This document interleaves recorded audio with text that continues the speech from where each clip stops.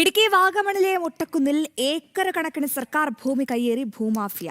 2012-ൽ സർക്കാർ ഏറ്റെടുത്ത ഭൂമിയിലാണ് വീണ്ടും കയ്യേറ്റം നടന്നത്.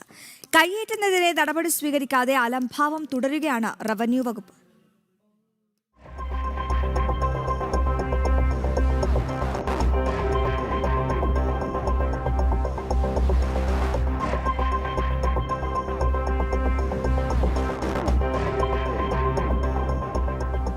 അതീവ പ്രാധാന്യത്തോടെ സംരക്ഷിക്കുന്ന വാഗമണ്ണിലെ മൊട്ടക്കുന്നിലാണ് 25 ഏക്കറോളം ഭൂമി കയ്യേറ്റക്കാർ പിടിച്ചെടുത്തത്. 80 കോടിയോളം രൂപ വില വരുന്ന ഭൂമിയാണ് നിലവിൽ കയ്യേറ്റക്കാരുടെ കൈവശമുള്ളത്. പട്ടയ വിതരണത്തിന് വിലക്കൊണ്ടായിരുന്ന 2021-ൽ 4 പ്രവാസി വ്യവസായികൾക്ക് ഈ ഭൂമിക്ക് പട്ടയം അനുവദിച്ചു.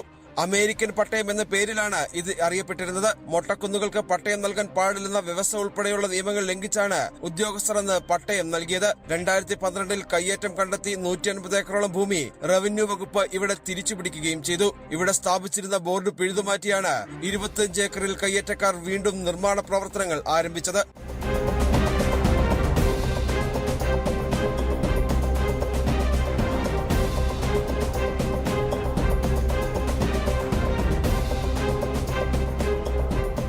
ജൈവസമ്പത്തിനെ കീറിമുറിച്ച് കയ്യേറ്റക്കാർ റോഡ് നിർമ്മിച്ചു. സ്വാഭാവിക നീരൊഴുക്ക് തടഞ്ഞ് പാറ പൊട്ടിച്ച കയ്യേറ്റ ഭൂമിയിൽ കുളവും മൊട്ടക്കുന്നുകൾക്ക് നടുവിലായി 2 ഷെഡുകളും നിർമ്മിച്ചു.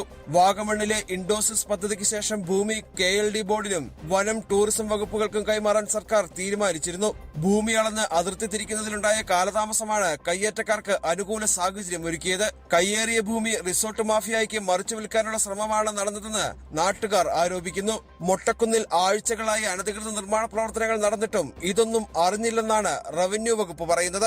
സർക്കാർ ഭൂമിയിലെ അനധികൃത കയ്യേറ്റത്തിനും നിർമ്മാണ പ്രവർത്തനങ്ങൾക്കും റവന്യൂ വകുപ്പിന്റെ ഒത്താശയുണ്ട് എന്ന കാര്യം ഉറപ്പ്. ഇല്ലെങ്കിൽ നിർമ്മാണ പ്രവർത്തനങ്ങൾ ആരംഭിച്ചപ്പോൾ തന്നെ റവന്യൂ വകുപ്പിന് ഇതിൽ ഇടപെടാൻ കഴിയുമായിരുന്നു. സുബിൻ തോമസ്, ജനം, ഇടുക്കി.